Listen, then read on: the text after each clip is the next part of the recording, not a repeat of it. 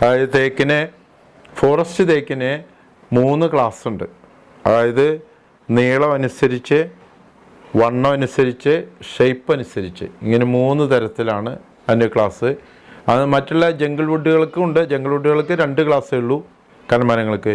Rose വുഡിനും അതായത് വീട്ടിക്കും തേക്കിനെ പോലെ തന്നെ ഈ പറഞ്ഞ മാതിരിയുള്ള ക്ലാസിഫിക്കേഷൻസ് ഉണ്ട്. അപ്പോൾ തേക്കിനെ പറ്റിയാണ് ഞാൻ പറയാൻ ഉദ്ദേശിക്കുന്നത്. നീളത്തെ പറ്റി പറയുമ്പോൾ 1 മീറ്റർ വരെ നീളം വരുന്ന വലിയ വലിയ തടികളുടെ തലപ്പോ അല്ലെങ്കിൽ വളഞ്ഞ ഭാഗമൊക്കെ മുറിച്ച കഷ്ണങ്ങൾ, 1 മീറ്റർ നീളമുള്ള കഷ്ണങ്ങൾക്ക് ബില്ലറ്റ് എന്ന് പറയുക. ഈ കട്ടൻസാണ് ഉദ്ദേശിക്കുന്നത്, ബില്ലറ്റ് എന്നാണ് പറയുക.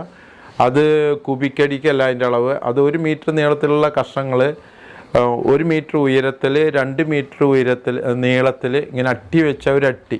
അതായത് 1 മീറ്റർ ഉയരം, 1 മീറ്റർ വീതി, 2 മീറ്റർ നീളം, അതിനാണ് പറയുക. അതിന്